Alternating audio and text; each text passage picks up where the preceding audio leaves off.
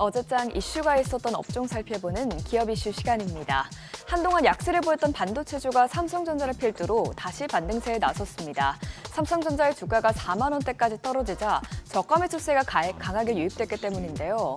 증권가에서도 현재 삼성전자의 낙폭은 과도하다면서 현재 주가는 대부분의 악재가 기반영돼 추후 하방 리스크가 제한적일 것이라고 설명했습니다. 또한 삼성전자의 주가 순자산 비율이 0.9 수준까지 내려오면서 모든 우려를 반영해도 저평가된 상태라는 분석이 나왔습니다. 또 한편 금요일장 마감 후 삼성전자는 주주가치 제고를 위해 총 10조 원 규모의 자사주를 매입하기로 결정했다는 소식도 발표했는데요. 회사 측의 주가 방어에 대한 강력한 의지를 드러낸 만큼 오늘장에서의 반도체주 움직임도 지켜볼 필요가 있겠습니다. 마감 상황 보면 삼성전자가 7.21%, 삼성전자 우선주가 6.87% 급등했고요. PSK홀딩스와 동진세미케이 5%대, SK하이닉스가 3% 상승세를 기록했습니다. 미국과 중국의 경쟁이 반도체뿐만 아니라 원자재인 히토리로 넓어지고 있다는 소식에 관련주들이 강세를 보였습니다. 14일 비즈니스 인사이더는 중국이 글로벌 히토리 시장에서 압도적인 우위를 점하고 있으며 이는 미국과의 기술 전쟁에서 영향력을 행사할 수 있는 중요한 카드라고 전했는데요. 히토리는 반도체와 산업용 자석, 태양광 패널 등 다양한 기술 제품의 필수적인 만큼 미국과 중국의 기술 냉전 속에 히토리의 역할이 더욱 확대될 것이라는 설명입니다. 또 한편 같은 날 미국 싱크탱크 국제전략문제연구소는 트럼프 2기 정부의 히토리와 희귀 광물 공급망을 강화해야 한다는 내용의 정책 제언을 내놨는데요. 트럼프 당선인이 임기를 시작하면 이런 제언에 화답해 자국 내 히토리 공급망 확충에 나설 가능성이 큰 것으로 분석되고 있습니다. 이처럼 양국 간 경쟁이 히토리 시장으로 확산되자 관련주들이 급등세를 보였는데요. 삼화전자가 25.05% 뛰었고요. 노바텍이 11.76% 상승했습니다. 이어서 유니온과 그린 리소스가 모두 5% 넘게, 동국 RNS가 3.29% 올랐습니다. 도널드 트럼프 당선 이후 우크라이나 재건 관련주가 연일 강세를 보이고 있습니다.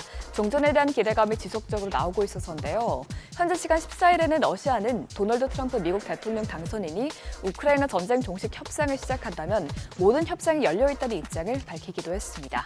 또한 젤렌스키 우크라이나 대통령이 이번 주에 10가지 복원 계획을 발표할 것이라고 밝힌 점도 관련주의 호재로 작용했는데요. 외신에 따르면 젤렌스키 대통령은 국방과 에너지, 경제 등을 포함해 전후 재건 계획을 내놓을 전망입니다. 젤렌스키 대통령은 지난달 말부터 우크라이나 경제 및 금융, 지역 개발 등을 포괄하는 우크라이나 강화 계획을 준비하라고 지시한 바 있는데 이 같은 소식에 관련주들의 매수세가 또다시 몰렸습니다. 마감 상황을 보면 SY 스틸텍이 상한가에 거래됐고요. SG와 다산 네트워크스 모두 20% 넘게 뛰어 올랐습니다. 이어서 SY가 15.55%, TYM이 13.53% 상승세 나타냈습니다. 다만 금요일장에서는 테슬라 효과에도 불구하고 2차 전지주가 대거 폭락하면서 지수 상승을 제한했습니다. 로이터 통신에서 트럼프 당선인의 정권 인수팀이 전기차 세액 공제 폐지를 계획하고 있다고 보도하자 관련주들이 일제히 약세를 보였는데요. 외신은 트럼프 당선인이 감세 공약에 필요한 재원을 확보하기 위해 전기차 구매에 대한 세액 공제를 폐지해 예산을 절약한다는 계획이라고 설명했습니다. 이에 대해서 업계에서는 세액공제 폐지로 전기차 수요가 급감하면 전기차 밸류체인 전망을 위축시킬 것이라는 지적을 내놓고 있습니다. 또 한편 최근 충남 아산시의 한 아파트 지하주차장에서 벤츠 전기차 차량과 경기 용인시에서는 현대 아이오닉 일렉트릭 차량에서 배터리 화재로 불이 난 것도 2차 전지주의 악재로 작용했습니다. 마감 상황 보면 에코프로머티가 15.06%, LNF가 11.04% 떨어졌고요. 포스코홀딩스가 10.43%, 에코프로비엠과 삼성 SDI가 각각 7.85%, 6.81% 낙폭 나타냈습니다.